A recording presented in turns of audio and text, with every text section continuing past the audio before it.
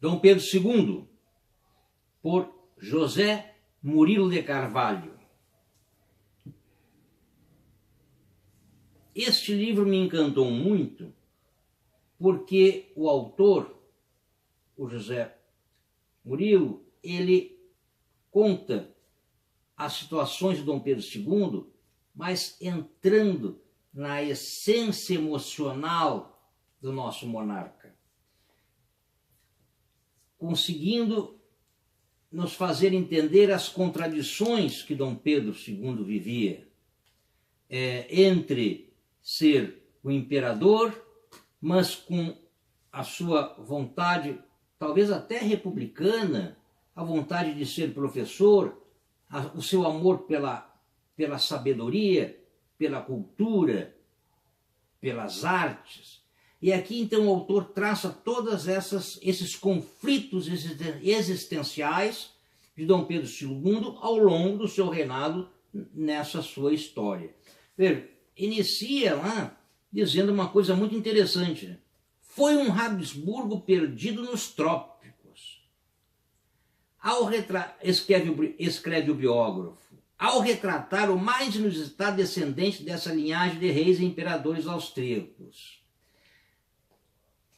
Da mesma forma, a imagem de cavalheiro cosmopolita, estudioso e cortês parecia combinar mal com a realidade de um país que, em plena modernidade no século XIX, ainda mantinha a escravidão em todo o seu território.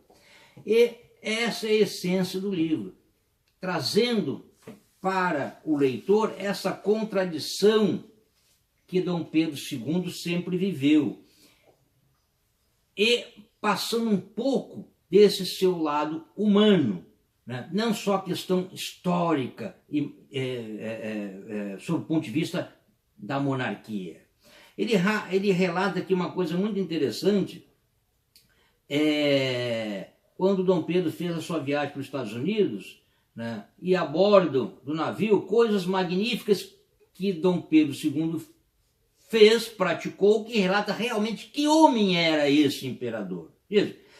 Veja, desaparecido no horizonte o litoral brasileiro, o imperador transformou-se, mais uma vez, em Pedro de Alcântara, um passageiro alegre, conversador, participante em todas as atividades de bordo, empenhado em aperfeiçoar seu inglês capenga com os americanos. Riu-se até quando caiu de uma cadeira, mas não abandonou velhos hábitos. Lia Shakespeare e ouvia declamado por um sulista, e tomava aulas de sânscrito. Olha só. A simplicidade e a afabilidade do par imperial conquistaram a simpatia dos passageiros, a maioria americanos, desfazendo receios de que sua presença pudesse requerer formalidades maçantes. Um americano notou que o imperador fez de todos nós, radicais e republicanos, seus dedicados súditos, como se de fato tivéssemos a honra de pertencer à imperial Câmara. Olha só.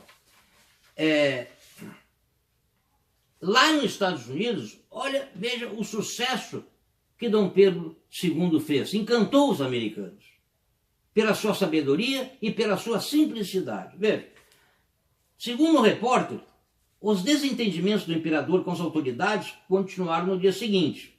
A comissão de recepção recusou-se a permitir a presença de jornalistas em encontro com Dom Pedro no hotel. Já conhecedores do monarca, os repórteres lhe mandaram um bilhete. Dali a pouco entravam triunfalmente no salão, lançando olhares de desdém aos membros da comissão, que não queriam deixá-los entrar. O repórter terminou seu depoimento com uma avaliação que talvez resumisse o sentimento da classe em relação a Dom Pedro. Veja o que o repórter disse. Tenho encontrado muitos figurões, mas nunca vi um cujo tratamento dos repórteres se igualasse ao de Dom Pedro em cortesia. Ele podia se dar ao luxo de ser cortês porque era um grande homem. Continua aí no repórter. Na mesma noite da chegada, o imperador foi ao teatro, quando pela primeira vez o público pôde saudá-lo com uma estrondosa recepção, que também não deixou de anotar que o visitante pagou a entrada com o legítimo americano. No final do quarto ato foi tocado o hino brasileiro. E ainda, por fim, o New York Times na edição de 16 de novembro de 1889, publicou: com uma ou duas exceções, Dom Pedro tem provavelmente uma reputação pessoal mais ampla que a de qualquer outro monarca vivo. Olha que maravilha. Bom, quando estava para ocorrer o golpe que derrubou a monarquia, que derrubou Dom Pedro II do trono, Dom Pedro II se valeu um político que muito amigo e de confiança dele, o Saraiva, que, falando com outro republicano, disse: não se iluda com o novo regime. Dissera Saraiva profeticamente ao republicano Oliveira Lima: se for proclamada a República, os senhores verão o que é poder pessoal. E, profeticamente, tinha total razão. Então, evidentemente, vários livros já foram escritos sobre a monarquia, sobre Dom Pedro I, sobre Dom Pedro II. Esse livro me encantou profundamente porque, de uma forma com grande maestria, o José Murilo de Carvalho, o autor, ele consegue entrar no âmago da questão emocional, dessas contradições emocionais que durante todo esse tempo Dom Pedro II viveu, esse grande monarca, esse sábio, esse amante das artes, que graças a Deus foi brasileiro. Então eu aconselho a todos, Dom Pedro II, por José Murilo de Carvalho.